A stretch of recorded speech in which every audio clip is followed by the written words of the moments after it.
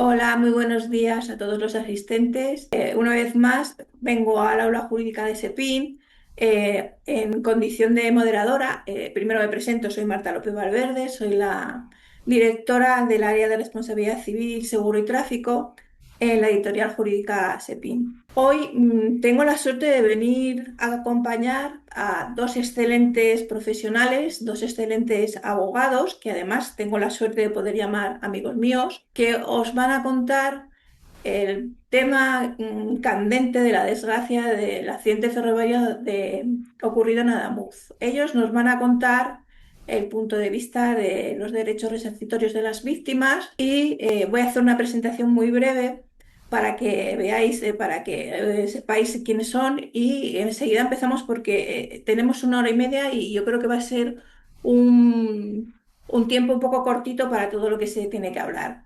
Va a empezar hablando Manuel Castellanos, abogado, presidente de la sección de responsabilidad civil o presidente de la sección de responsabilidad civil y seguros del ICANN y además presidente de la Asociación Nacional de Abogados de Víctimas de Accidentes y de Responsabilidad Civil de ANAVA.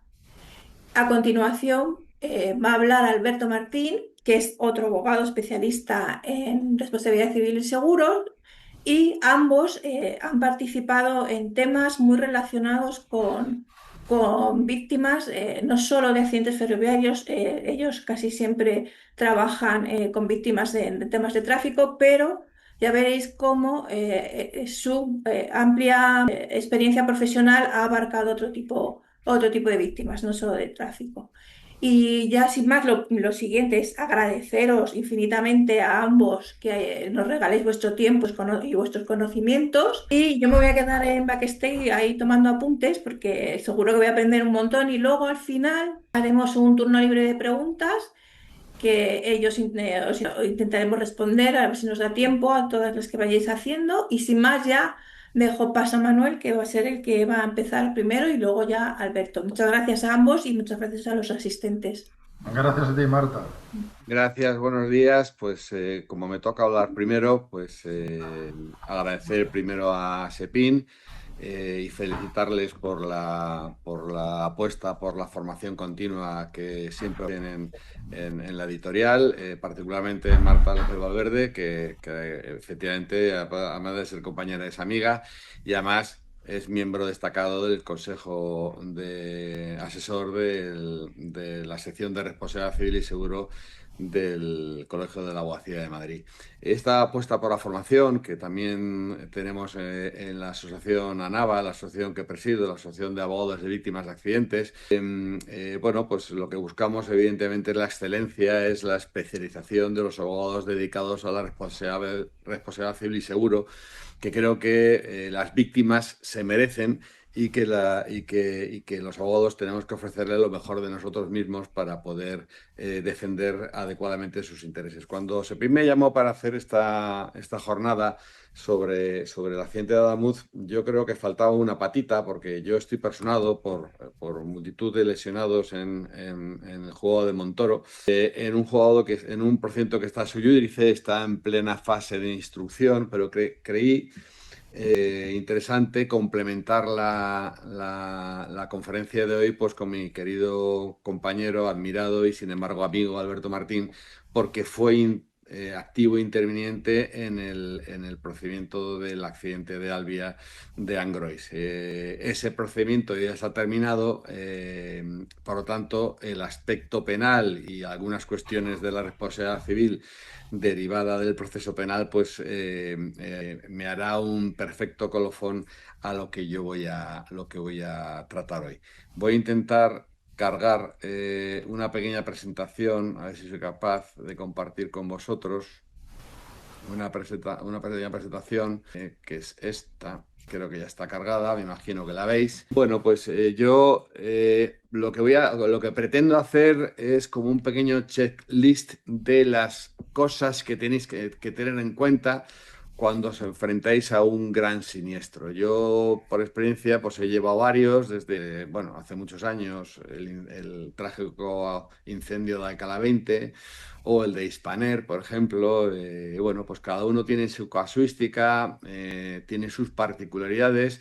Y este es un ámbito de un accidente de tren, que tiene también sus particularidades. El checklist que hago es cuáles son todos los derechos resarcitorios que tienen una víctima cuando llega a vuestro despacho y ha comprado un billete de transporte y se ve afectado por el siniestro. No soy capaz de pasar la presentación, no me pasa así.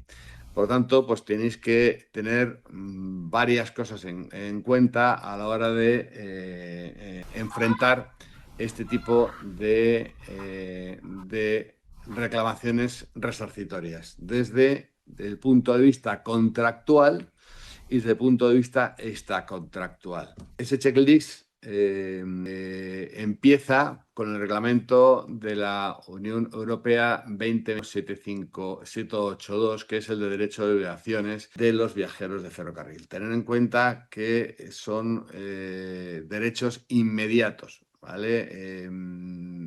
Tenéis que tener en cuenta en el mundo actual que casi todos los billetes de tren ya se compran online con una tarjeta de crédito. Por lo tanto, esa tarjeta de crédito, ya lo veremos, también tiene unos derechos resarcitorios. Normalmente las tarjetas de crédito tienen indemnizaciones por muerte o invalidez, sin perjuicio de los seguros privados que tengan. Esto, el reglamento es afectos de cuáles son los derechos y obligaciones de los viajeros de ferrocarril en una versión refundida, que es el reglamento de la Unión Europea 2021-782. Es un reglamento directamente aplicable que sustituye al marco anterior y pretende elevar un estándar mínimo homogéneo de protección en el mercado interior, poniendo el foco en la gestión de perturbaciones del servicio de la accesibilidad ferroviaria.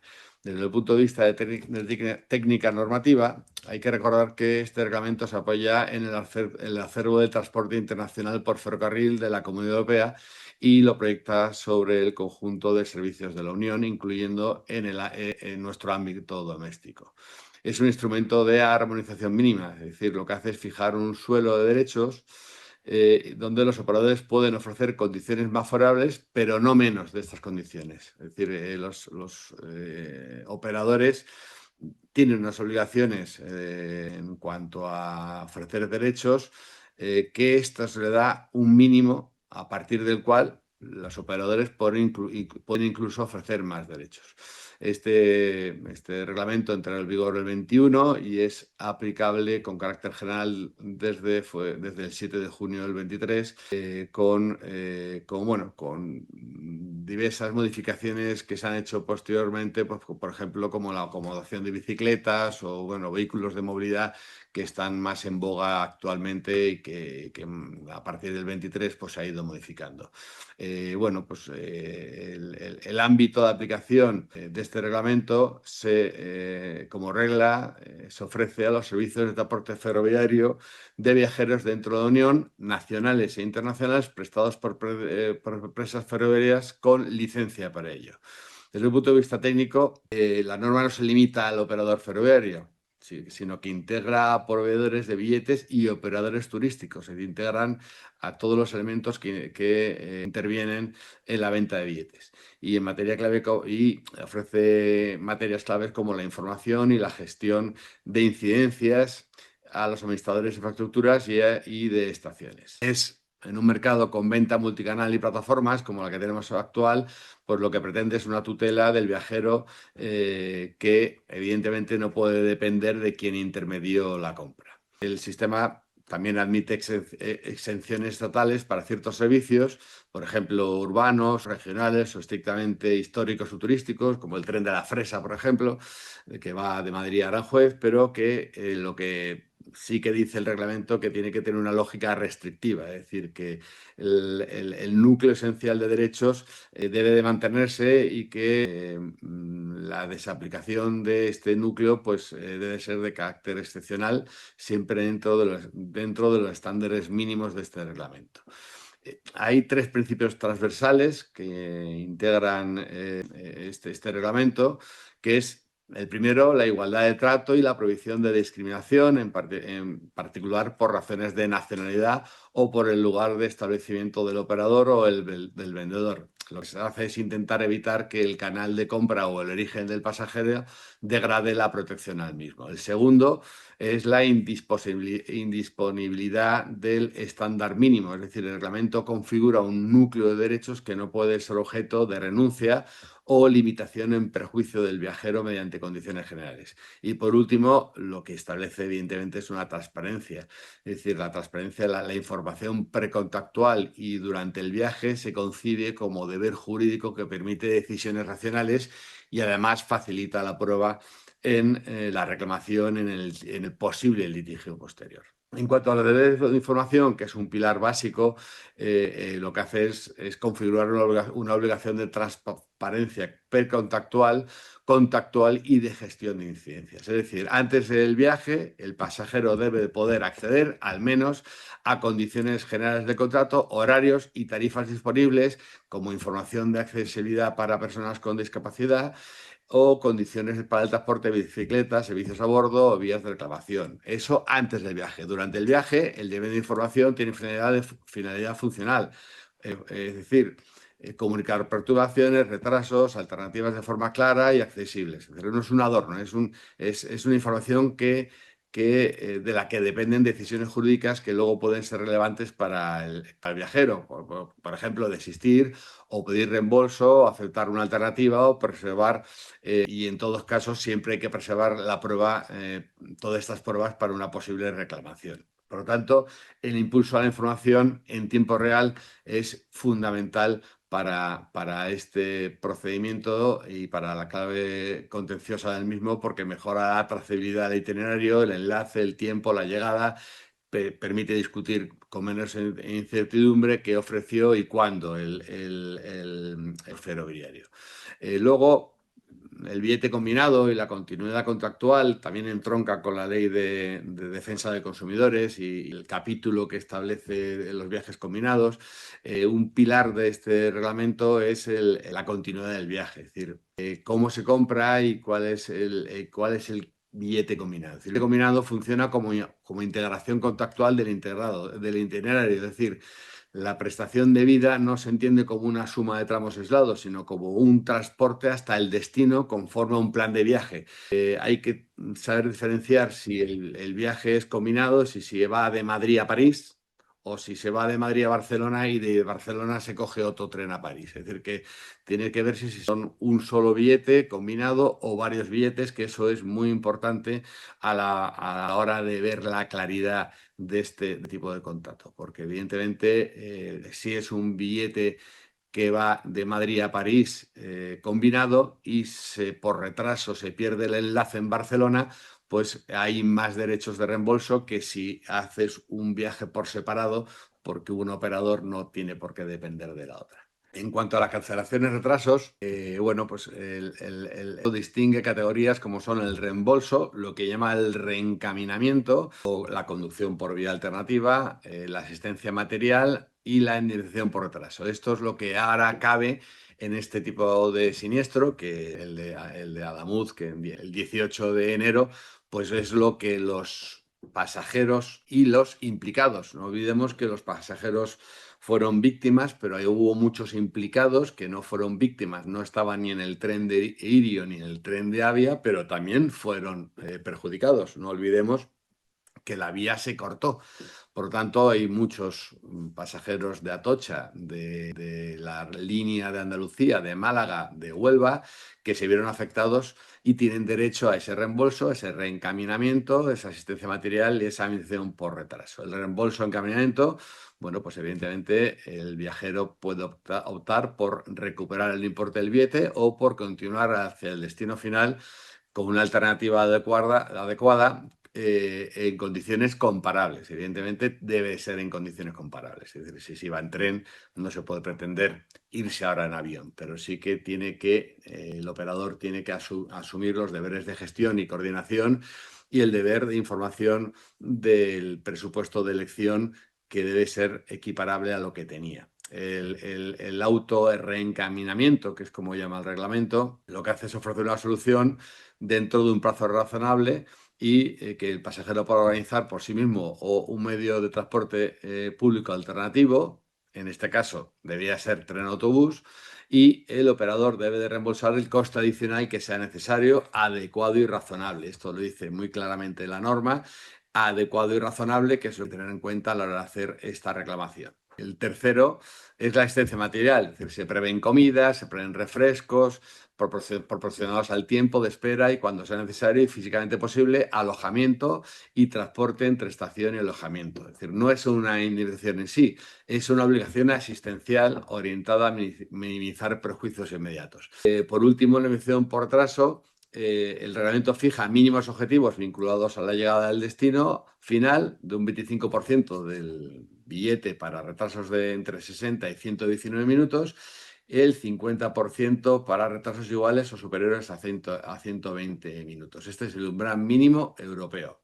El operador, como hemos dicho antes, puede mejorarlo, pero no reducirlo. Por lo tanto, estos derechos, es decir, que hay una cláusula, por ejemplo, de circunstancias extraordinarias que permite excluir la obligación de indemnizar en supuestos excepcionales, como crisis graves de salud pública o condiciones meteorológicas, como hemos visto en la época del COVID, que no viene a cuento en este marco. Luego, bueno, pues tiene otras como la accesibilidad, bicicletas, ejecución, que bueno, que eso a los efectos de este siniestro pues no hay que tratarlo. Por lo tanto, eso en la ponencia que estáis viendo, pues viene resumidamente lo que os estoy exponiendo verbalmente. Como os dije al principio, lógicamente los consumidores pues normalmente compran el billete con tarjetas, pues hay que tener en cuenta que ahí también tienes un derecho que es de tipo contractual, con el límite que establece la tarjeta, y es una reclamación por cumplimiento del contrato seguro. Evidentemente, pues tenéis que acudir al banco para que den las coberturas, los beneficiarios, los requisitos, y hacer esta reclamación, siempre conservando el título de transporte. Bueno, se ha dado en este caso que evidentemente muchos pasajeros o todos los fallecidos, pues las familiares no localizaban el título de transporte. En este caso no hay problema. El operador facilita el justificante del título de transporte en el caso de que no se conserve, sobre todo, como digo, en caso de familiares fallecidos, en el que el que fallece la familia no tiene el billete ni tiene el justificante, que seguramente pues está en el teléfono móvil o en el ordenador del accidente. Pero vamos, tener en cuenta esto, que muchas veces se olvida, y que evidentemente se tiene derecho a reclamar esas coberturas, como digo, hasta el límite que tenga la póliza. Los seguros privados, pues muy importantes. Si tienes seguro de accidente, seguro de vida, pues también recopilar ese tipo de seguros, e incluso esos seguros privados tienen una defensa jurídica, que si la víctima contrata a un abogado particular, pues se acoja a su derecho de libertad de elección de abogado, y muchas compañías cubren o reembolsan los honorarios del letrado. Desde el punto de vista contractual también tenemos muy importante el seguro obligatorio de viajeros del Real Decreto 1575 del 89 de 22 de diciembre. Lo que os he dicho anteriormente, estamos en abril de 2026, seguramente las víctimas ya hayan optado primero por esos derechos inmediatos de reglamento de la Unión Europea, ya habrán localizado si han pagado el seguro con una tarjeta de crédito, o habrán sabido o no si tienen un seguro de vida, eso, o un seguro de accidentes. Eso pues ya estará en trámite, y seguramente estarán mandando la documentación para ver si la compañía de seguros pues está dentro de sus cláusulas delimitativas del seguro y poder hacer el pago. Esos son derechos inmediatos. Lo que está pasando ahora con las víctimas de Adamuz es tanto la compañía de seguros de Irio como la compañía de seguros del Albia, que es Renfe, pues está recopilando documentación de las víctimas para la cobertura del seguro obligatorio de viajeros, como le llamamos normalmente el SOP. El SOP es una pieza clásica del derecho de seguro y de transportes y que tiene una finalidad claramente tutelar. Lo que intenta es asegurar una cobertura mínima e inmediata frente a daños corporales sufridos con ocasión de desplazamientos en transporte público colectivo. Es decir, es un seguro de accidentes individuales obligatorio. Es compatible con otro seguro de viajeros y no libera al transportista, conductor o terceros de su eventual responsabilidad civil, como veremos posteriormente, y tampoco reduce su importe en cuanto a las prestaciones del seguro obligatorio, que como digo es contactual y esté sujeta a unas categorías que son 14. El reglamento, como sabéis, se publicó en el 89 y ha habido posteriores ajustes en cuanto a las coberturas de actualización de las mismas. Es decir, la finalidad es indemnizar al viajero o a sus derechos, bueno, a sus beneficiarios cuando sufra daños corporales en un accidente producido en un desplazamiento, como digo, de un transporte público y dentro de las coberturas reglamentarias. La cobertura está tasada, son tasaciones pecuniarias y asistencia sanitaria dentro de los primeros 6 meses, solo en casos de muerte, incapacidad permanente o incapacidad temporal. Es decir, no es un sistema resarcitorio pleno, ya que no cubre daños materiales ni conceptos típicos de la responsabilidad civil, como el lucro cesante o el daño moral, conforme a los baremos que luego utilizaremos, que se pueden utilizar en la responsabilidad civil de tipo extracontractual. Es decir, son cantidades que están predeterminadas en el propio seguro obligatorio.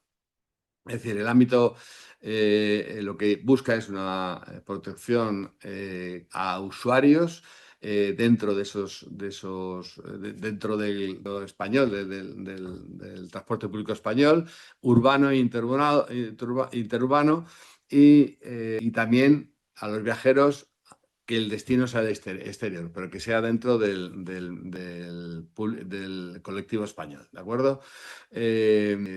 También cubre transporte marítimo, es decir, que no viene al caso, pero vamos, que el transporte marítimo solamente lo cubre cuando el inicio del viaje está situado en territorio nacional, para que lo sepáis, aunque en la conferencia de hoy pues no ha lugar porque esto es un accidente. Es decir, protege o cubre al que tenga el título de transporte, ¿vale? Da igual que sea de pago o gratuito. Ahí, como sabéis, en este accidente hubo un amigo de un maquinista que pagó el billete y que estaba en el tren. También le cubriría, aunque sea gratuito, ¿vale? También se protege a los menores exentos de billete y cuando también se expiden sin identificación por cualquier motivo. Es decir, es un seguro extensivo. No suele poner muchos problemas a las compañías de seguros de los usuarios cuando están correctamente identificados, ¿de acuerdo? Además, también el reglamento incluye como asegurados a personal de la empresa que sea necesaria para la utilización o funcionamiento del vehículo. Aquí hubo fallecidos, hubo lesionados que eran las personas tripulantes, por ejemplo, que estaban en el coche de la cafetería.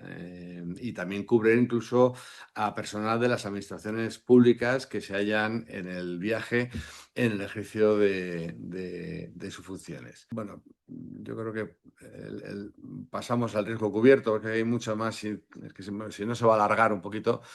Paso a lo que es el riesgo cubierto, que es como un criterio objetivo centrado en la normalidad del vehículo. Es decir, se cubren las lesiones a consecuencia directa del choque, el vuelco, el alcance, la salida de la vía, rotura, explosión, incendio, reacción, golpe exterior. En general, se cubre también incluso las averías y las anormalidades que afecte al vehículo. Eso lo digo tanto en cualquier transporte terrestre, sean autobuses o colectivos o trenes. Cubre evidentemente durante el viaje, también ocurre antes de comenzar, una vez puesto el vehículo a disposición de los viajeros y los inmediatamente posteriores al término, siempre que el asegurado se encuentre dentro del vehículo al producirse el siniestro. Es decir, se extiende la protección a casi todas las facetas del transporte. También a supuestos fronterizos, como accidentes al entrar o salir por el lugar debido con concreto, o sea, cuando sales o entras del vehículo, durante la entrega o recuperación del equipaje. Es decir, es muy amplio y las coberturas pues, son muy extensivas porque lo que se intenta es una protección a ultranza del viajero que ostenta ese título de transporte. Eso sí, quedan fuera bueno, cuando los asegurados provoquen el accidente, lo dice el reglamento, en estado de embriaguez o bajo los efectos de drogas, estupefacientes o estimulantes, o cuando se hagan mediante actos dolosos. Eso pasa en casi todos los aspectos de la responsabilidad civil. Siempre los actos dolosos pues, suelen estar incluidos. Eso, evidentemente, requiere una prueba y son supuestos excluyentes. Por lo tanto, cuando hay una exclusión por esos motivos, se requiere prueba. Como digo, son 14 categorías. En el caso de Adamuz, el asegurador, como tiene tantos lesionados, lo que está haciendo es ofrecer a las víctimas la categoría la 14, que es la última, y está haciendo pagos a cuenta. Hay muchas víctimas que tienen lesiones graves que están bastante enfadadas por este motivo, pero tienen que entender que el asegurador lo que está intentando hacer es hacer una reparación rápida a cuenta y que no hay que preocuparse por los pagos a cuenta porque la categorización en la última categoría se hace a modo provisional. Por lo tanto, el problema porque se vaya aceptando, porque luego ya sabéis que la cuantificación, la valoración del daño se tiene que hacer una vez alcanzada la estabilización lesional. Cualquier pago anterior es un pago a cuenta y no implica ninguna renuncia ni ninguna falta o de prestación posterior. Como digo, son prestaciones pecuniarias y que son por muerte, incapacidad permanente, temporal, y el reglamento tiene un anexo que establece las categorías que se pueden indemnizar. El pago por fallecimiento es un pago único, procede si se ocurre dentro de los 18 meses desde ocurrido el accidente y es consecuencia directa del mismo. En caso de que haya otra causa, pues debe ser la víctima que acredite, perdón, si es otro plazo, debe ser la víctima que acredite que es una causa directa y que ese fallecimiento deviene de una agravación por el accidente. En cuanto a la incapacidad permanente, como digo, se puede pedir anticipo de cuenta a cuenta y se indemniza una vez alcanzada la estabilización. La asistencia sanitaria sí que está temporalmente limitada, es hasta 72 horas si no hay hospitalización ni tratamiento especializado ambulatorio, hasta 10 días cuando la asistencia ya esté cubierta por otros ambulatorios y 90 días en los demás casos. ¿A qué habla de 90 días? Irio está incluso ofreciendo hasta 6 meses.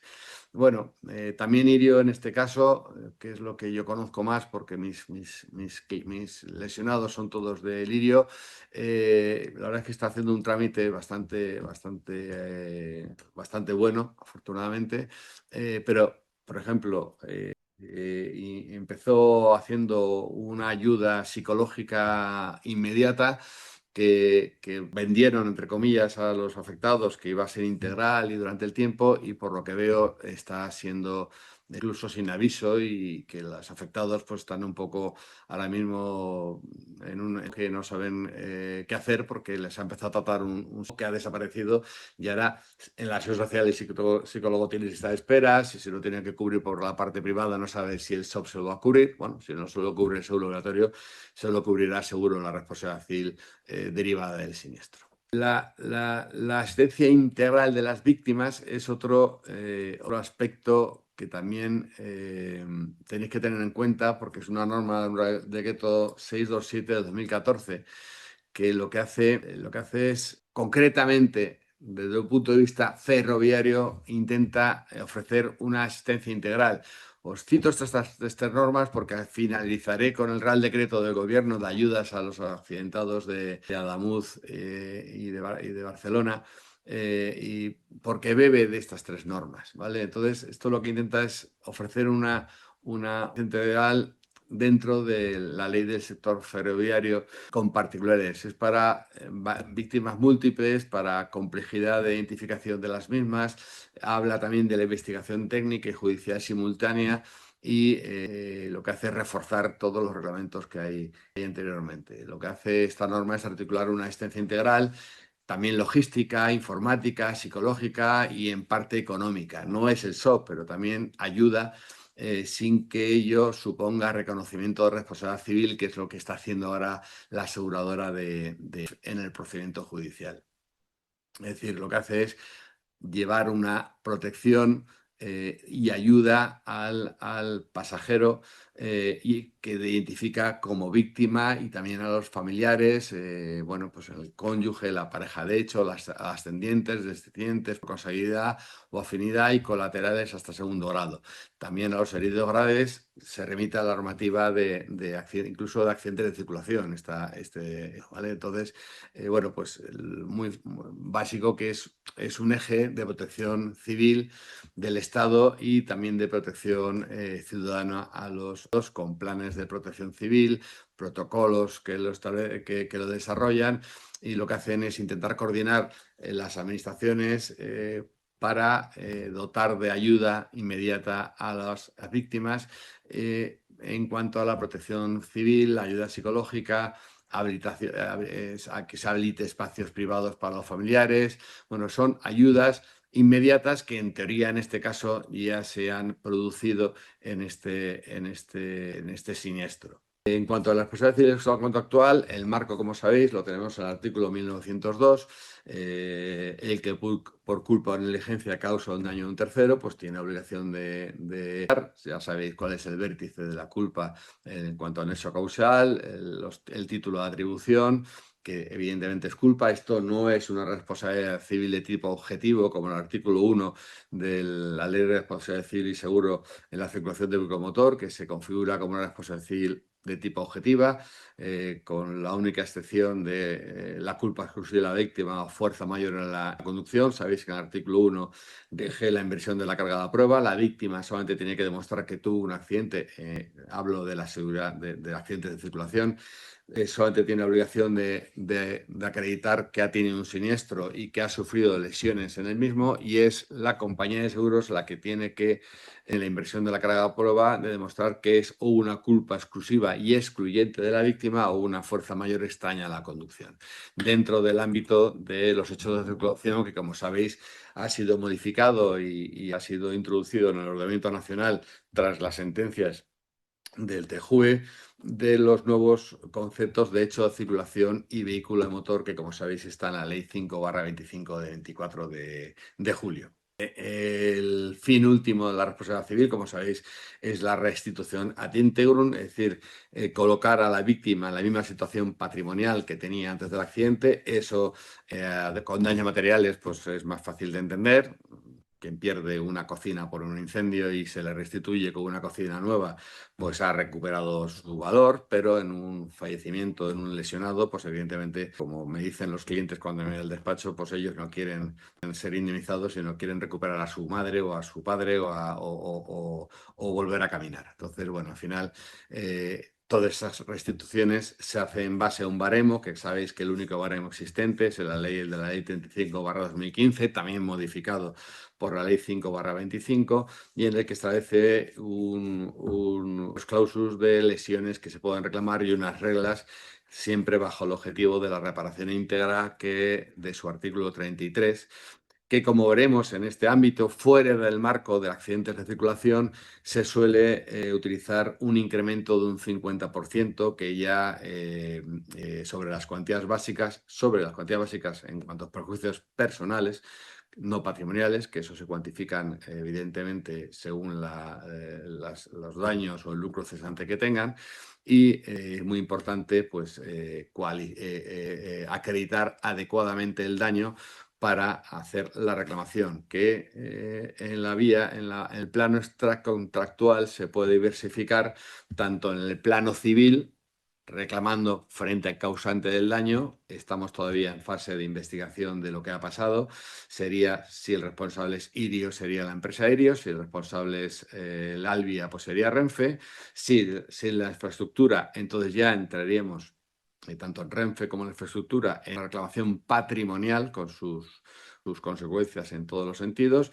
Y si es penal, que para eso contaré con la ayuda de Alberto Martín, pues es en el procedimiento en el que estamos ahora. Evidentemente, el procedimiento penal que estamos ahora interrumpe la prescripción de todos los procedimientos que se puedan iniciar. En este caso, como nos pasó en Hispaner, pues el procedimiento penal viene muy bien porque es prueba. Un accidentado individual seguramente se veía incapacitado económicamente de preconstituir prueba en un siniestro de estas características. Bueno, pues el procedimiento penal, en este caso la CIAF, la agencia estatal que está investigando, o la Guardia Civil, que en este caso sí interviene al haber fallecidos, pues hay una investigación que, como digo, está en trámite en el juzgado de Montoro, que ahora os contaré alguna de cómo estamos en la instrucción. Como os digo, el baremo de la ley 35/2015 pues se utiliza con carácter orientativo. Ojo con el orientativo, es decir, que se puede utilizar, pero si se utiliza, se utiliza. Eso sí, yo siempre me meto mucho con los compañeros cuando utilizas el baremo orientativo y reclamas 357.857,25 céntimos. No utilices los céntimos.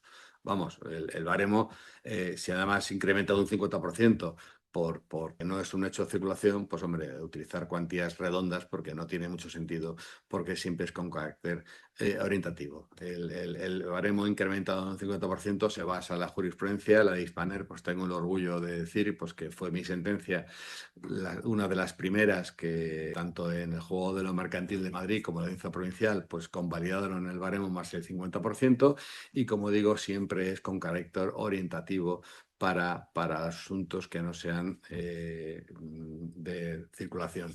Tener en cuenta el artículo 76, evidentemente, acción directa frente a las compañías de seguros. Muy importante el artículo 20 de la ley de contrato de seguro. En Hispaner, la compañía de seguros que aseguraba la aerolínea, que en aquel momento era Mafre, pues yo creo que erróneamente hicieron unos pagos a cuenta de 25.000 euros sin pago. Esas cuantías no fueron actualizándose, y pues luego se encontró que todas las sentencias fueron condenatorias con los intereses del artículo 20, con un siniestro que duró unos 8 o 10 años. Por lo tanto, pues casi hubo un anatocismo, es decir, pagaron casi más por intereses que por el principal de la deuda. Cosa que Cube, que es la compañía de seguros de Albia, creo que no está picando en ese sentido, y está ya haciendo una actividad bastante potente e intentar, sin reconocimiento de responsabilidad, adelantar cuantías a las víctimas. Como digo, el procedimiento patrimonial, si al final hay un archivo penal, un sobreseimiento por de mínima intervención, que seguramente Alberto abordará, pues si hay un sobreseimiento, queda expedita la vía civil o la patrimonial, según frente a quien quieras reclamar. Pues a partir del archivo, pues rigen los plazos de prescripción propios de la jurisdicción administrativa, y con la prueba ya existente, pues la víctima puede accionar. Evidentemente, ya sabéis que si accionáis por la vía patrimonial ya no podéis hacerlo por la vía civil, y pues elegir entre una u otra según los intereses de cada víctima. Importantísimos son las pruebas que están ahora en el procedimiento judicial. Y bueno, había traído unos casos prácticos, pero bueno, como es los casos prácticos, pues casi los salto, y que Alberto, pues que tiene la práctica de este tipo de siniestros, porque ha sido integrante activo del procedimiento de Angrois, pues os va a relatar qué pasó en aquel procedimiento. Sabéis que el Gobierno dictó, ya para finalizar, un Real Decreto Ley 1/26, que es de ayudas extraordinarias a las víctimas de Ademuz y Gélida. Sabéis que lamentablemente Coincidió el accidente de Adamuz el 18 de enero con un accidente una semana después en Gélida, en la que un cercanías de Rodalíes pues tuvo otro accidente prácticamente en días del primero. Bueno, pues lo que hace esta norma es, bebiendo de los reglamentos y de los decretos que os he explicado anteriormente, pues hace un adelanto de cuantías y de ayudas complementarias para las víctimas. Es decir, lo que hace es que es un vehículo, digamos, normativo que sustenta en la extraordinaria y urgente necesidad que habla del artículo 86 de la Constitución. Es decir, lo que pretende el decreto ser neutral respecto a la culpa, y lo que hace es pagar con independencia de la determinación posterior de responsabilidades sin perjuzgarlas, y constituye un mecanismo que lo que hace es anticipar, y lo que hace es el Estado es subrogarse en el derecho de cobro frente al responsable del daño. Este decreto, pues afortunadamente se convalidó del Congreso, porque en esa época, pues, o ahora actualmente, pues ya sabéis que pocas cosas se convalidan, pero este pues sí que se convalidó y está plenamente vigente y está operativo. Bueno, pues lo que dice en la exposición de motivos es que precisamente en estos siniestros, lo que dice la exposición de motivos es que hay un impacto social y personal de gran magnitud, y lo que hace es conectar la necesidad de ayudas urgentes con la idea de la confianza institucional e intervención temprana como pilar de la gestión de emergencias que proclama el artículo 86 de la Constitución. Lo que hace es hacer ayudas directas para atender a las víctimas por los daños en ambos accidentes, y el ámbito es estrictamente causal y evidentemente temporal. Solamente cubre a las personas afectadas en estos siniestros, no se extienden así siniestros posteriores y a otro tipo de siniestros. Lo que hace es distingue este decreto entre ayudas directas e indirectas, exige que la víctima haya sido pasajero o sea personal de a bordo de los trenes siniestrados y haber resultado fallecido o herido, y que si es víctima indirecta exige tener vínculos de parentesco o afinidad con las personas fallecidas de acuerdo al seguro obligatorio de viajeros que hemos visto anteriormente, y al decreto 627, ¿de acuerdo? Entonces, tiene dos capas de ayudas, que es por daño sufrido, que es con carácter, que esto es una ventaja del decreto, que es estos daños sufridos es con carácter no reembolsable por las víctimas. Es decir, el Estado lo que hace es pagar un anticipo con independencia de la determinación posterior de la responsabilidad. Lo bueno que tiene es que los pagos que se hacen no son responsables, y por lo que sea pagan más de lo que luego se concreta en el procedimiento judicial o en la evaluación de daño corporal, el Estado no lo va a reclamar. Lo que hace es Manuel, un perdona anticipo. que te Sí, interrumpa. Vamos sí, ya justitos. cortitos Vale, de tiempo. vale. Bueno, Vale. las cuantías básicas son 72.000 euros por fallecido. También habla de categorías, hasta 84.000 euros la categoría más alta, y 2.404,4 la categoría más baja, que es la categoría 14. Como última anécdota o como última novedad del procedimiento de Montoro, deciros que la juez la semana pasada, somos 142 acusaciones, dictó una providencia en la cual casi exigió que nos unificáramos en una. Dictó una providencia el jueves diciendo que nos pusiéramos de acuerdo las 142 para que sea una acusación la que asuma el peso de la carga nos opusimos. Yo presento un recurso de reforma inmediato por muchos motivos que no vienen aquí al caso. El viernes la juez dictó otra providencia echándose atrás, dejando sin valor la primera providencia relativamente, y dándonos un plazo de 10 días para que aportemos soluciones de cómo hacer esta unificación. Bueno, se hace o lo dice hacer por economía procesal, pero entiendo que restringe los derechos de tutela judicial efectiva y que tiene muchos inconvenientes de carácter práctico. Como siempre, pues me extiendo más de lo debido. Yo creo que quedo luego para la fase de preguntas si tenéis alguna duda, y ya cedo la palabra a mi compañero Alberto Martín para que nos hable del procedimiento penal, y que cualquier cosa que se me haya olvidado, que seguro que son muchas, pues me pasa el capote y la ponencia que acabo de dar. Pues muchas gracias por vuestra atención y buenas tardes. Bueno, pues como ha dicho Manuel, me ha cedido el capote y lo primero, en primer término, pues agradecer a SEPIN. Esta es mi casa.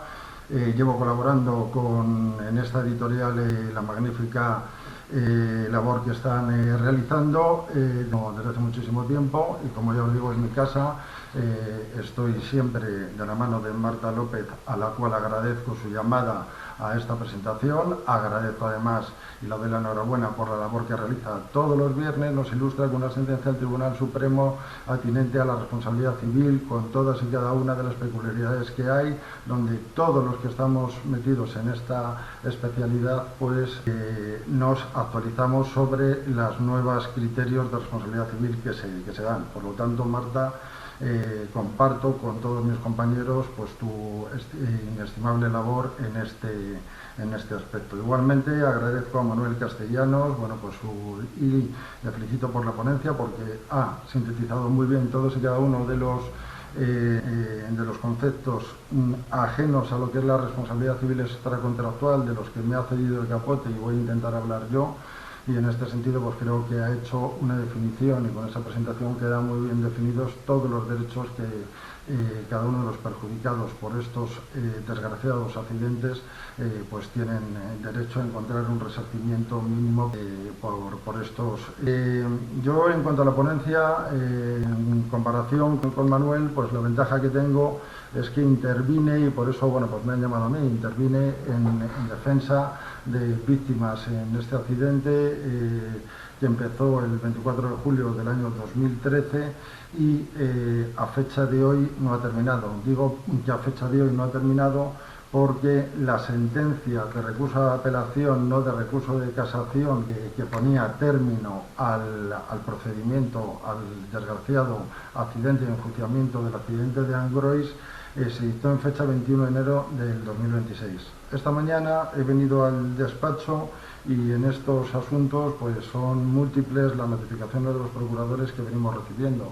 Esta mañana he visto que una de las plataformas de víctimas del Albia 04155 ha solicitado la nulidad de la sentencia dictada por la Audiencia Provincial de La Coruña de fecha 21 de enero del 2026, fecha que en principio alcanzó firmeza, pese a que ha habido bastantes aclaraciones, sobre todo atinentes a la responsabilidad civil, a determinados conceptos.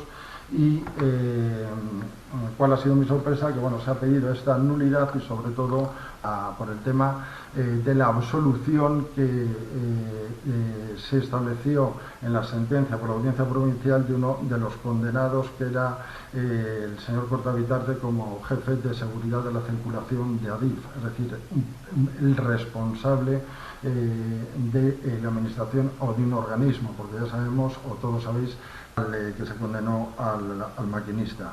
En cuanto a los afectados, a diferencia de este tema, y el motivo o el objeto de mi breve explicación es que tengáis, y luego os darán traslado tanto la sentencia del juzgado de lo penal, como de la sentencia de la Audiencia Provincial.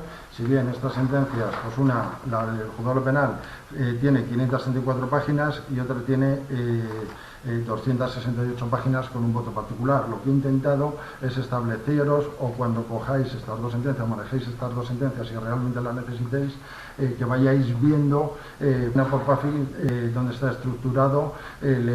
estructuradas los diferentes apartados.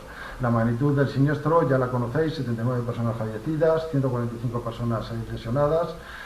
incluido el maquinista. Esto dio lugar a la personación tanto del Ministerio Fiscal de acusaciones particulares, dos asociaciones que fueron las que realmente llevaron todo el peso de la instrucción y que hicieron una labor encomiable, donde además dirigieron acusación contra responsables de la administración, pero que luego este periodo de instrucción, que se extendió casi durante 10 años, únicamente se centralizó en dos personas, en dos acusados, como eran el maquinista, el señor Garzonamo, y el jefe de seguridad, que ya hemos dicho, el jefe de seguridad de la circulación de Adif.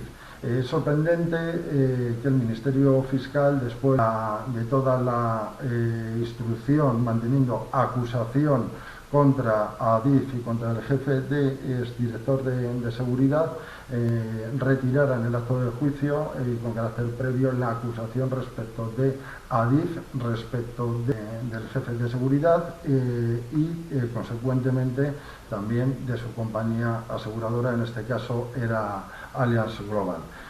Como estábamos personados pues unas 113 acusaciones particulares, era una acusación más y no tuvo óbice para luego establecer la condena.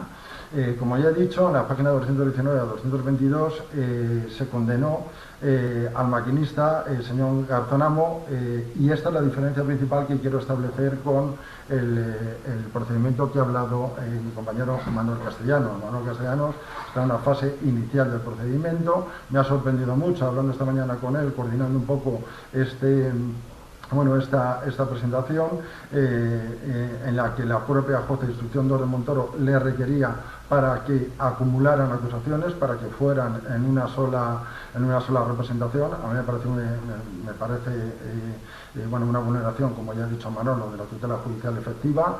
En el tema de Santiago de Compostela, cada dos asociaciones había gente que llevaba a más perjudicados, pero se respetó a cada una de las acusaciones particulares, a cada uno de los profesionales que habían designado los fallecidos como los lesionados, y por lo tanto estas asociaciones, vuelvo a decir, que centralizaron toda la fase de instrucción y fueron las más proactivas en establecer las condenas, pues a lo mejor en el procedimiento de Montoro es la primera diferencia fundamental. Otra de las diferencias fundamentales, bueno, el tiempo, una está empezando, aquí ya tenemos la suerte de que ha terminado este procedimiento, esta fase de instrucción, esa fase intermedia, sentencia de primera instancia y luego sentencia de segunda instancia, y la diferencia fundamental, que yo creo que Manuel ya lo ha apuntado, el principio de intervención mínima del derecho penal, pues a lo mejor aquí tiene su máxima expresión,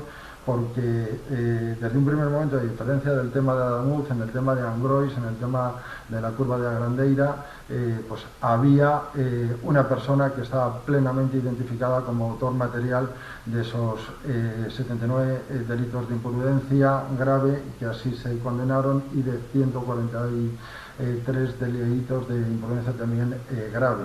¿Por qué? Porque ya desde un principio, desde las primeras declaraciones también, se constató que el maquinista, el señor Garzonamo, entró con manifiesto exceso de velocidad en la entrada de curva de Agrandeira, velocidad muy superior a la permitida.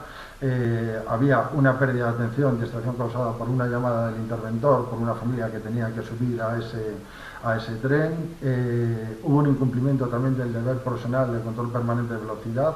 Especialmente era un punto peligroso, donde había señalizaciones, donde había dos sistemas de seguridad. Uno no funcionaba, que era el automático, el que tenía que haber funcionado, el RMTMS, tenía que haber funcionado sin la intervención propia del maquinista, pero la juzgadora, pues finalmente, y luego la audiencia provincial de La Coruña, confirman la plena responsabilidad y autoría del señor Garzón. Establece que tenía el dominio funcional del hecho y el deber de anticipación, con una mínima diligencia entró en la curva 199 según la declaración de hechos probados, cuando había un límite señalizado, establecido, y se podía haber evitado el descarrilamiento, y por ese dominio funcional del hecho que tenía es por el cual se establece su condena, que luego posteriormente es plasmada por la audiencia provincial de de La Coruña. Os pongo un ejemplo de la página 102, los 199 km/h en esta diapositiva, la llamada del interventor, y por lo tanto la diferencia principal que yo veo en cuanto al tema de Adamuz es que con independencia de las pruebas periciales que se están practicando en fase de instrucción, de esos atestados, de esos informes técnicos complementarios que tiene que traer, que se tienen que unir a autos, pues un defecto, que es lo que todo apunta a que exista en la vía, bien por una rotura, bien por indebido mantenimiento, a mí me choca o entiendo que puede ser un obstáculo para que se establezca la condena penal con autoría inmediata.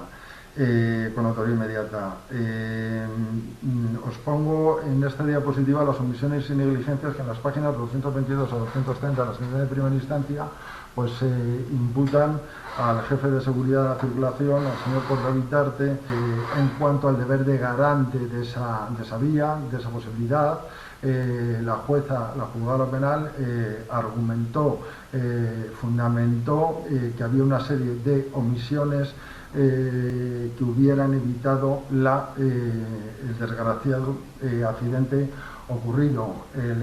Había la supresión del análisis de riesgos en el tramo de transición a alta velocidad en una vía convencional, es decir, un tramo totalmente peligroso. Se suprimió un sistema de seguridad para el supuesto de que el maquinista tuviera algún tipo de físico-distracción y por lo tanto se tenía que haber activado.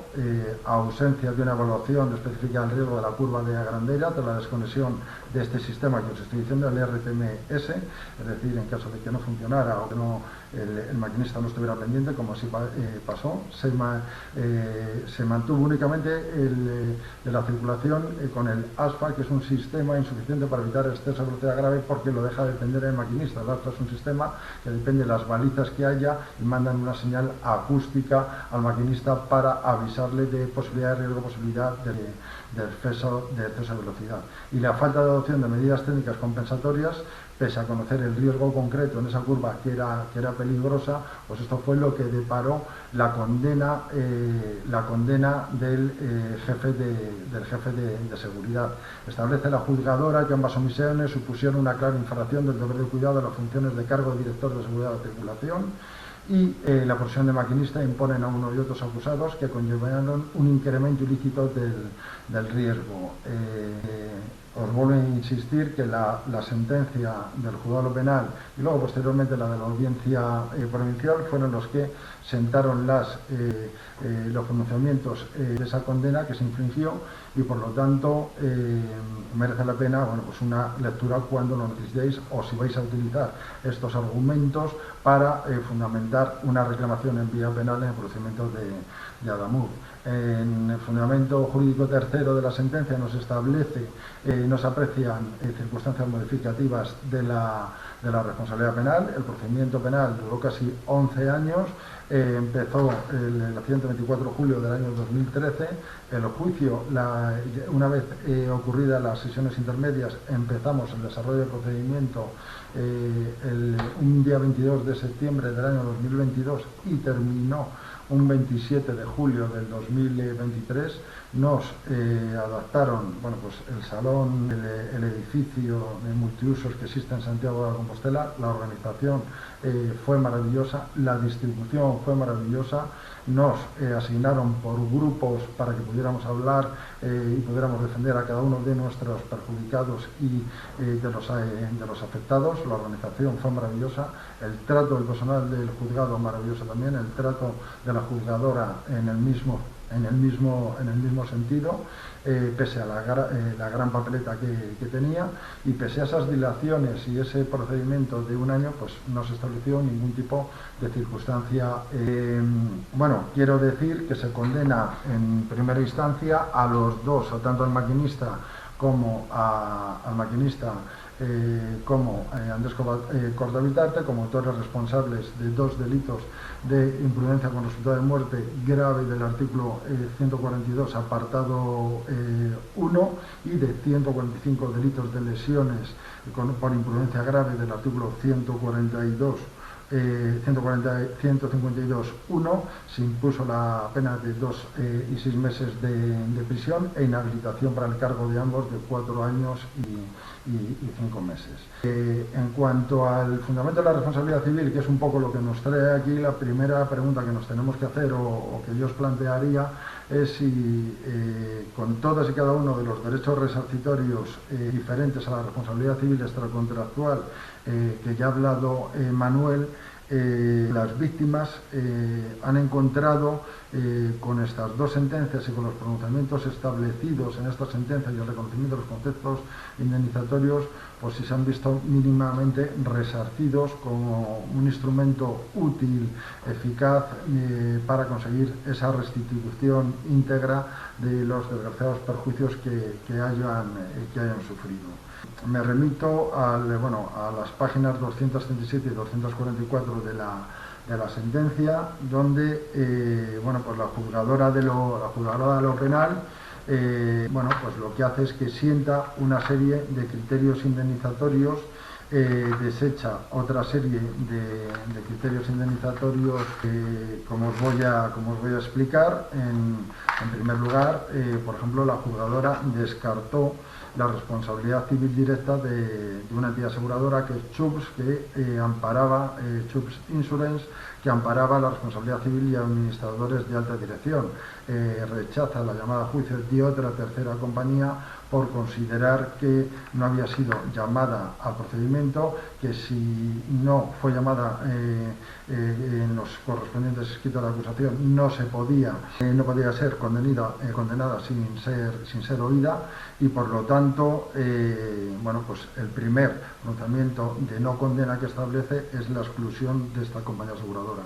Igualmente, la jueza de lo penal pues se plantea que el Código Penal pues no regula la forma de cuantificar la responsabilidad civil derivada de los ilícitos penales, no hay una norma en derecho español, pero sí que hace alusión, como yo os pongo aquí en la presentación, a unas normas de las cuales que Manuel ya ha estado hablando, y hace alusión al reglamento comunitario de la Comunidad Económica Europea, el 1371/2007 del Parlamento Europeo y el Consejo de Estado, de fecha 23 de octubre del 2007, sobre derechos y obligaciones de los viajeros de ferrocarril, donde en su artículo 27 y anexos pues resarce los gastos necesarios por muerte de viajeros, de traslado de cadáveres, de las exequias, y establece pues un límite de 150.000 unidades. La juzgadora, la titular del juzgado de lo penal número 2 de Santiago de Compostela, huye, no quiere aplicar esta legislación comunitaria y nos dice que es preciso acudir, o que considera necesario acudir, a falta de esta autonomía, esta insuficiencia regulatoria en materia que no sea de tráfico, pues acude al baremo de tráfico. En el acto de juicio se plantearon 3 peticiones. Las acusaciones particulares íbamos planteando 3 peticiones a tanto alzado por considerar que como el baremo de tráfico era orientativo, no vinculante por razón de la materia, no tenía por qué aplicarse. En segundo lugar, dependiendo de la cualidad de perjudicado y una vez formalizada la cuantificación, pues se solicitaba a determinados perjudicados que su reclamación se ajustara a la ley, al nuevo baremo de tráfico introducido por la ley 35/2015, porque era el baremo más actual, más novedoso y que venía a resarcir muchos de los perjudicados, como luego posteriormente se manifiesta tanto en las sentencias del juzgado penal como en la de la audiencia provincial. Y por último, el otro criterio que había era el de aplicar el Real Decreto 8/2024, el 29 de octubre, por el cual se crea el texto refundido de la Ley sobre Responsabilidad Civil y Segura en la Circulación de Vehículos a Motor, el famoso baremo de tráfico, el primer baremo de tráfico con sus tablas correspondientes, y este último criterio es el que opta la juzgadora de lo penal para cuantificar y fijar las indemnizaciones a cada uno de los perjudicados. Si bien ella dice que considera por razones de seguridad jurídica que se tiene que aplicar este Real Decreto, es decir, como llamamos vulgarmente el baremo de tráfico antiguo, pero hay una peculiaridad que añade conceptos que no están contemplados en este baremo. Por ejemplo, la cualidad de los hermanos no estaba contemplado en el antiguo baremo. Sí que había sentencias ya de las sentencias provinciales que decía que el daño moral que se infligía a los hermanos tendría que ser reconocido, y algunas sentencias de forma extratabular reconocieron este perjuicio, y luego posteriormente este perjuicio y la calidad de los hermanos, las 5 categorías independientes de perjudicados, sí que se viene a establecer en la Ley 35/2025. Como ya os he dicho, no aplica el baremo nuevo, pero sí que coge algún concepto y alguna cuantía, como la que os he dicho, que es un perjuicio a favor de los hermanos. Añade conceptos no contemplados, pero se deja fuera otros, como por ejemplo en tema de lesiones, las intervenciones quirúrgicas. El lucro cesante lo que te viene a decir es que lo que se acredita con daños patrimoniales y gastos según acreditación. Y luego, como bien ha anunciado también Manuel, lo que hace es incrementar el incremento de un 50% de riesgo catastrófico por las sentencias de Spanair, de Herman Wins, que fue citadas por todos y cada uno. Pero además os pongo aquí en la presentación en rojo que únicamente lo hace por el daño moral, excluye sobre el daño patrimonial. Esta exclusión, que no venía ya reconocida, en las sentencias de Spanair y de Herman Wins, porque aplicaba sobre todos los conceptos indemnizatorios y no dejando la exclusión, fue objeto de recurso por parte de todas las acusaciones particulares, y luego posteriormente la Audiencia Provincial de La Coruña sí que establece dicho perjuicio económico, también basándose en que en este caso en las consignaciones que había realizado tanto QB como con carácter previo, sí que había reconocido ese concepto indemnizatorio sin distinguir daño moral y daño económico. Con independencia de estos conceptos indemnizatorios, ya os digo que fueron la sala condena al interés penitencial, desvirtúa todos y cada uno de los argumentos razonados, incluso fundamentados, esgrimidos por una de las compañías, por QB, que era la aseguradora de Renfe. Manifestar, o que sepáis, que Allianz Global, como aseguradora de Adif, no puso a disposición y no realizó ningún pago de carácter voluntario, motivo por el cual la juzgadora, en la página 514 de esa sentencia, establece claramente que Allianz no tiene argumento para la no imposición del interés penitencial, pero a QB, que había tenido, pues igual que ha dicho Manuel, desde un principio una actitud totalmente activa y diligente y estableciendo consignaciones, es sancionada con el interés penitencial. Otro de los aspectos que también se me ha pasado de deciros es que la jueza, la cuantificación de las lesiones y las cuantías establecidas en el Real Decreto del 2008, no las actualiza, y lo dice expresamente. Dice: no voy a actualizar las cuantías porque se compensa con el interés penitencial del artículo 20 de la Ley de Contrato de Seguro. Bueno, es un poco lo que se recoge actualmente en el artículo 40 del texto refundido de la Ley sobre Responsabilidad y Segunda Circulación de Vehículos a Motor. Impone el interés penitencial. Posteriormente, la Audiencia Provincial, en la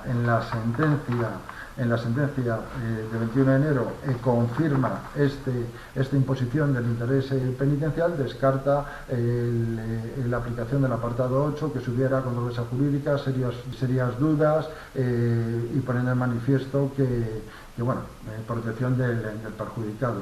La condena al fallo 517, ya lo he comentado anteriormente, con lo cual no nos vamos a detener aquí, y ya me detengo muy brevemente en cuanto al análisis análisis de la sentencia 6/2026 de la Audiencia Provincial de La Coruña, de fecha 21 de enero de 2026. Fue hace casi 5 meses. Os vuelvo a insistir que se estaban resolviendo actualmente aclaraciones de esta sentencia cuál ha sido mi sorpresa, como ya os he adelantado, que en el día de hoy hay un escritito en el que se solicita la nulidad de esta sentencia y que se vuelva al momento para volver a establecer la condena del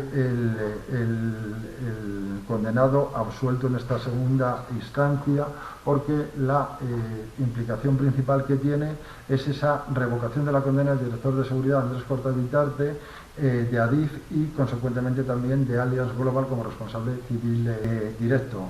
Manifestaros que esta sentencia de la Audiencia Provincial acepta los hechos probados de la primera instancia íntegramente, con la única salvedad de que se modifican determinados extremos relativos a los viajeros lesionados, exclusivamente a efectos de responsabilidad civil. No existe una alteración del relato fáctico penal, sino un ajuste técnico de lo que es la valoración del daño, y las modificaciones tienen reflejo exclusivo en la cuantificación indemnizatoria. Me estoy refiriendo a los hechos probados, no así en cuanto a los pronunciamientos o fundamentos jurídicos que luego deparan la absolución. Se vuelve a confirmar nuevamente la condena del maquinista. Sigue manifestando la audiencia y ratifica lo ya establecido por la juzgadora de lo penal, califica la imprudencia de grave, destacando que es una infracción muy relevante del deber de cuidado, una desatención prolongada e injustificada de ese cargo profesional, la alta previsibilidad del resultado lesivo en un tramo señalizado, peligroso y que era conocido. Y en cuanto a la absolución de Andrés Corta-Bitarte, pues se fundamenta en una serie de preceptos que yo supongo que van a ser los que se utilicen en el tema de Adamuz, donde no tenemos esta presencia del maquinista y donde las acciones o las posibles condenas en vía penal, con independencia de las pruebas periciales que se practiquen, informes técnicos que se aporten, entendemos que serán de omisión comisión por omisión. La Audiencia Provincial en este sentido es muy clara y desvirtúa totalmente los argumentos de la juzgadora de instancia, y manifiesta que respecto del jefe de seguridad no existe, no queda acreditado la existencia de una comisión por omisión que justificara su condena. Dice que para que la responsabilidad penal respecto del señor Corta-Bitarte deben concurrir elementos esenciales que no se han probado adecuadamente. Dice que no se probó de manera suficiente que Corta-Bitarte tuviera la obligación de evaluar específicamente esa curva, que la evaluación del riesgo de exceso de velocidad por fallo humano del maquinista ya había sido mitigada con el diseño de la infraestructura mediante el diseño de curva y otras medidas constructivas. No era evidente que debiera realizarse una evaluación del riesgo adicional en el subsistema de control y mando y señalización, y también lo que viene a decir para establecer la absolución de Corta-Bitarte es que la conducta del maquinista supone una causa anómala y extraordinaria que viene a subsumir cualquier tipo de responsabilidad que por omisión se hubiera realizado. Es decir, echa por tierra los argumentos sólidos que la sentencia del juzgado penal había establecido para fundamentar la sentencia o la condena del señor Corta-Bitarte, ¿de acuerdo? En cuanto a los argumentos, les tenéis en la página 35 y 36 de la sentencia. Por lo que os he dicho, vuelvo a insistir en cuanto a la tipicidad de la imprudencia por omisión, y se dice que la posición de garante no se puede objetivar en cuanto a la responsabilidad penal de tal forma, incluso llega a aludir a la responsabilidad civil y a un criterio de principio de confianza, que si no hay un criterio de imputación se define que una fórmula tan extensiva y genérica de omisión no puede fundamentar una sentencia en el ámbito penal, y máxime cuando el que tenía el dominio de la situación era el maquinista después de la conversación mantenida. ¿De acuerdo? No hay agravación tampoco de las penas impuestas, es vital la agravación. Ya sabéis que en segunda instancia, por mor del artículo 792 de la Ley de Enjuiciamiento Criminal, no se puede incrementar esa pena. Está perfectamente justificada. Y en cuanto a los recursos sobre la responsabilidad civil y las indemnizaciones, páginas 104 y siguientes, aquí a mí realmente la solución que adopta la Audiencia Provincial como especialista en responsabilidad civil y seguro me satisface, me gusta, creo que se respeta los derechos del perjudicado, de los fallecidos, de los lesionados, porque como realizábamos muchas acusaciones en vía de informes, tanto en conclusiones provisionales como en definitivas, lo que hace la Audiencia Provincial es complementar el antiguo baremo con el nuevo baremo y implementa conceptos que quedaban excluidos por el anterior baremo de tráfico. Por ejemplo, las intervenciones quirúrgicas, temas del lucro cesante. En el tema, por ejemplo, que yo llevé, era una pareja de hecho que coincidía con la madre, y en el anterior baremo, si se indemnizaba a la madre, no se indemnizaba al cónyuge, o viceversa, que fue lo que pasó en este sentido. Y los argumentos que dice la Audiencia Provincial, dice que mantiene que se confirma la aplicación del baremo del Real Decreto Legislativo 8/2004, pero vigente a la fecha de siniestro, pero adaptándola a determinados conceptos y provisiones introducidas por la Ley 35/2015, porque dice que este sistema, esta flexibilidad al no estar en un fenómeno, en un accidente de tráfico, hace posible apartarse de sus partidas y cuantías siempre que las circunstancias del caso y de los perjudicados así lo aconsejen, y lo que hace es incrementar. Os pongo en rojo, dice que el nuevo baremo supone una mejora manifiesta en el sistema que deroga. Estas consideraciones se hacen especialmente relevantes en el caso de perjudicados, porque la Ley 35/2015 clasifica los 5 grupos de perjudicados con categorías autónomas y no excluyentes entre sí, como pasaba, por ejemplo, pues en el caso de mis clientes, donde se reclamaba indemnización a la pareja de hecho, pero era finalmente excluyente con la indemnización a la madre, que la Ley 35/2025 sí que la reconocía. Finalmente la Audiencia Provincial reconoce 5 grupos autónomos independientes, no excluyentes, y reconoce indemnización y mejora esas indemnizaciones que ya había establecido la propia sentencia del juzgado penal.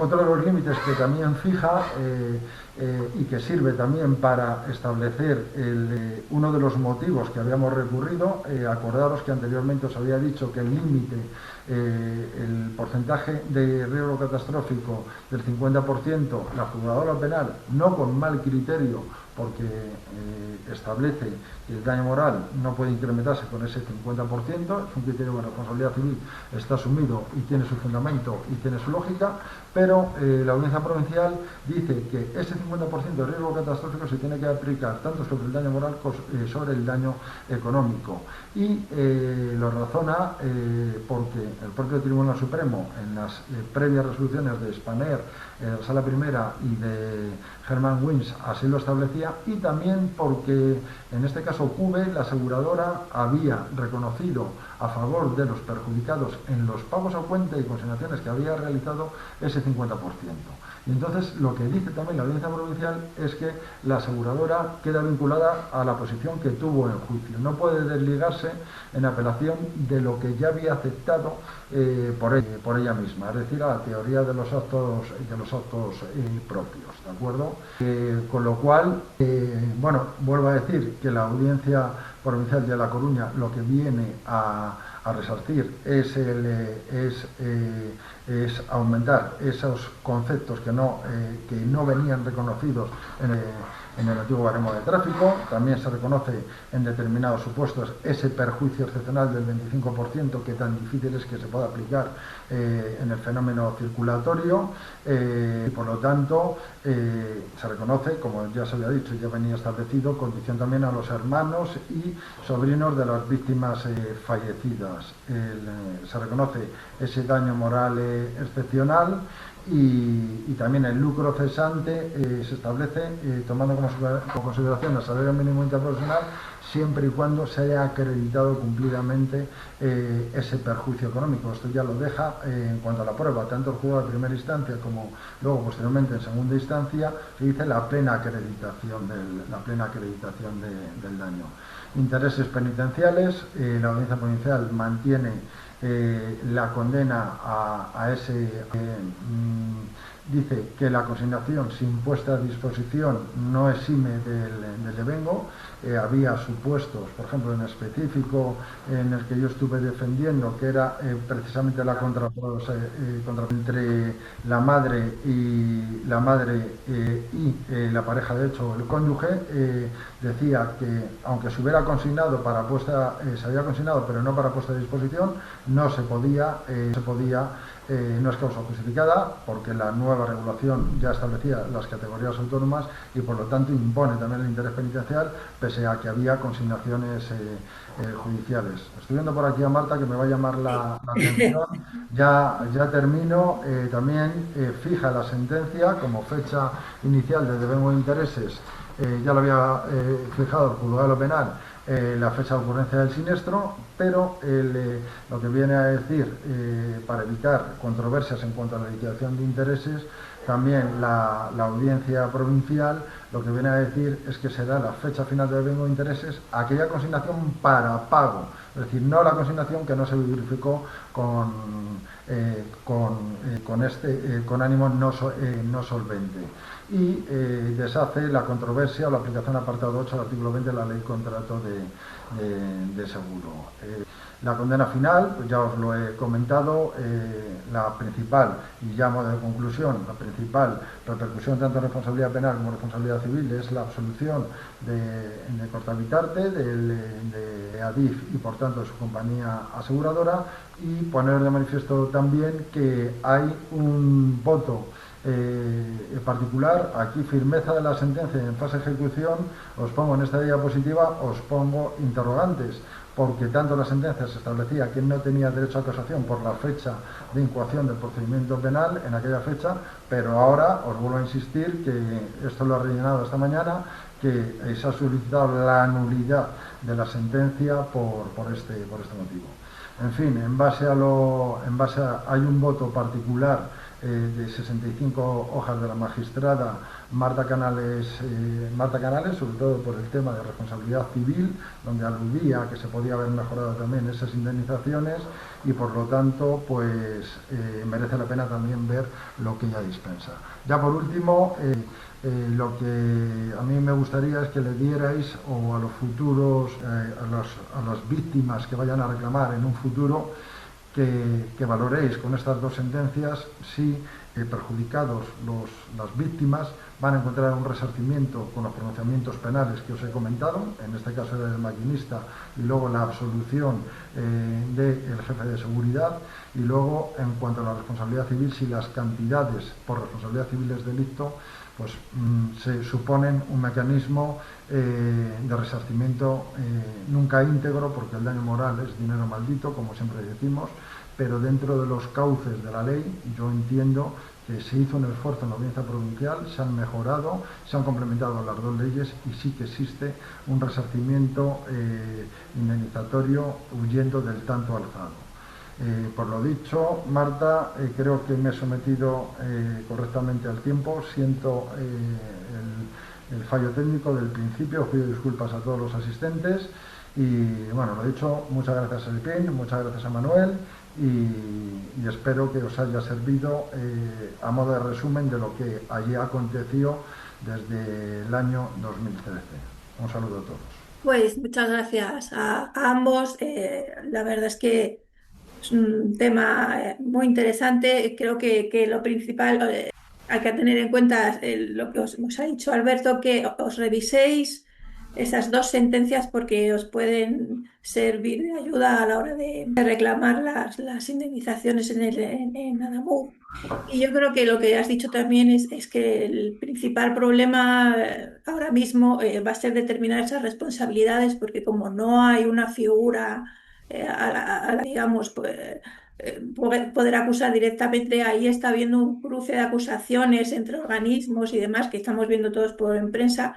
¿Qué pensáis que esto va, teniendo el ejemplo de Alberto, que esto va a conllevar que se alargue mucho en el tiempo la instrucción, el juicio, en detrimento de las víctimas? Sí, Alberto Manuel, se sí, sí, Salvador. alarga mucho, Y ¿no? viendo cómo está actuando la administración pública en el procedimiento penal, que tiene bastante mosqueada la juez de Montoro, todo apunta a que van a intentar eludir la responsabilidad del Estado acudiendo al hecho fortuito, que vamos a tener que acudir con informes periciales privados, que seguramente el informe de la Guardia Civil sea antagonista del informe del CIAF, que son 142 víctimas, pues esto mínimo 5 o 6 años. Pues efectivamente, al final los que los perjudicados, como siempre, son las víctimas.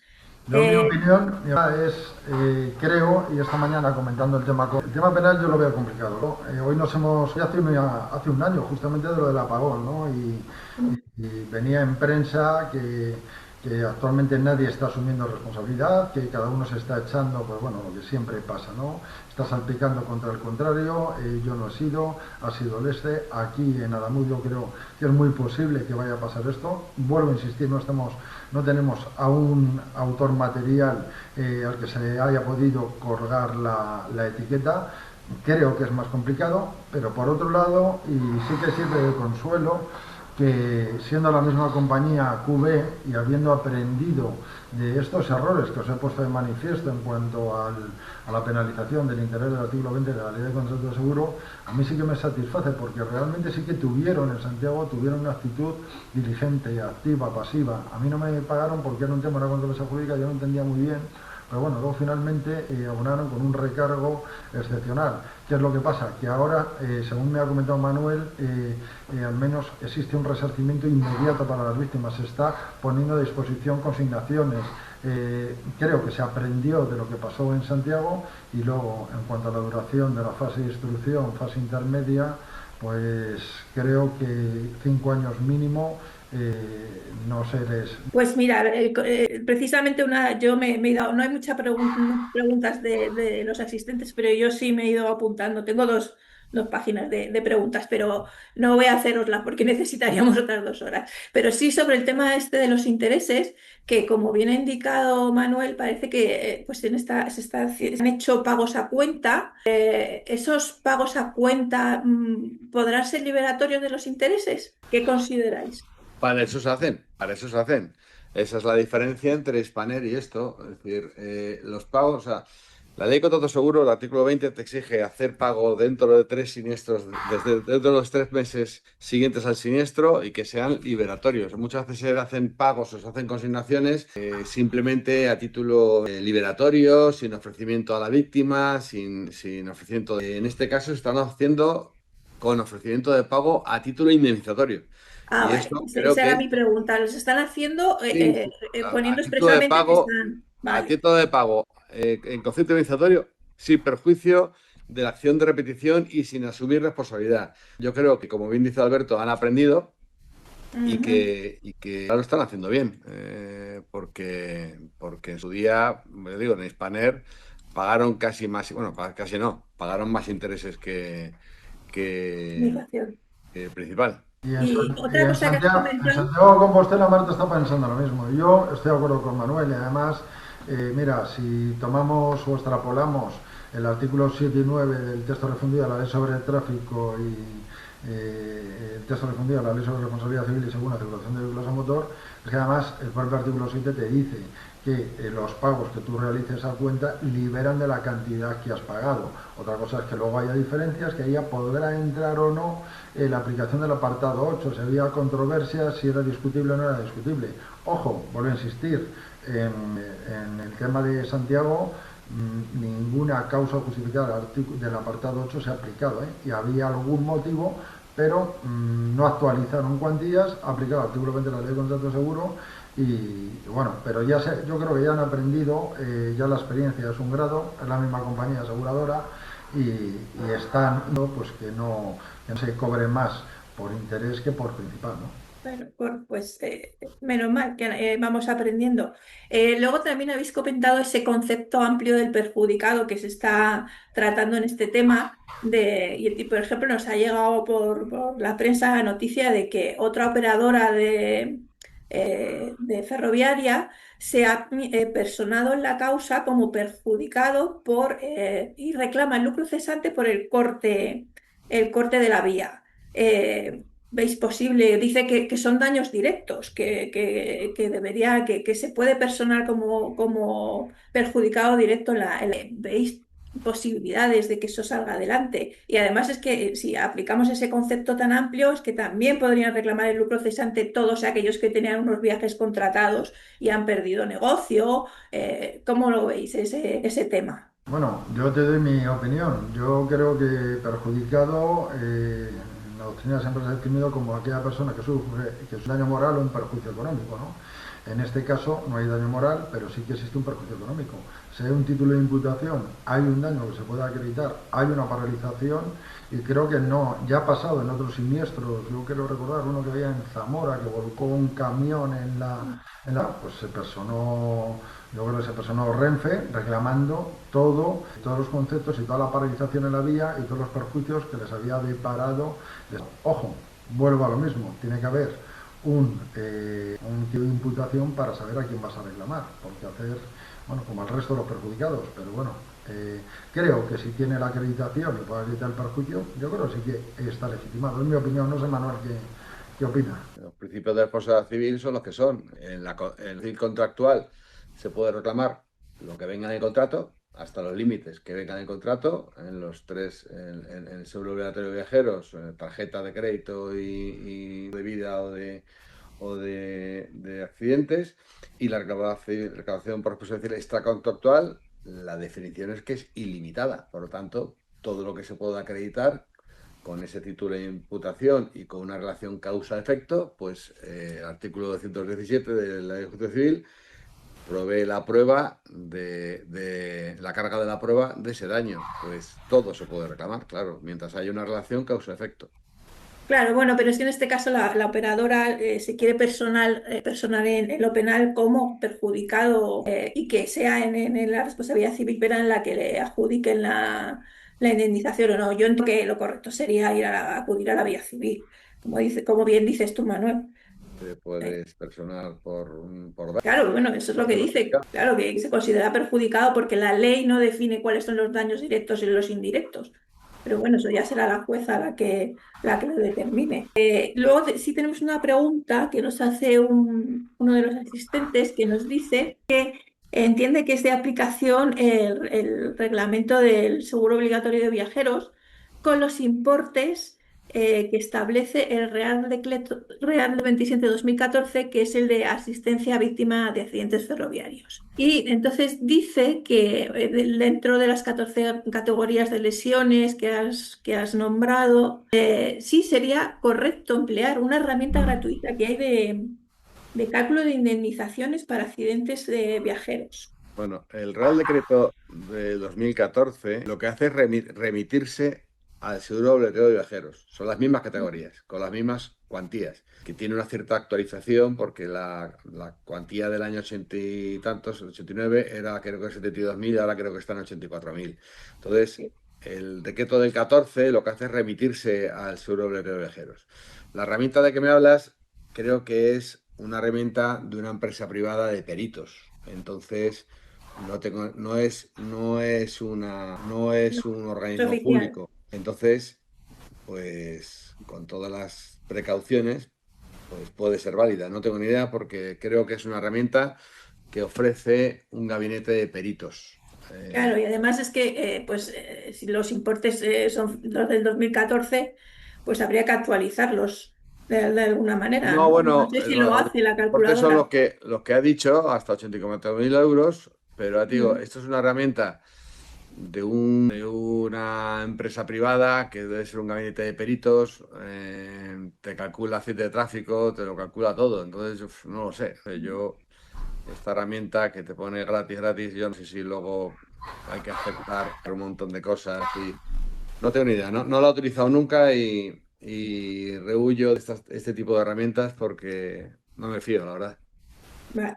Y luego, bueno, bueno, no tiene relación con, pero bueno, nos preguntan que si sería complicada una condena penal en la causa de la Dana de Valencia. Bueno, no, esta no tiene relación con lo que estamos hablando y no.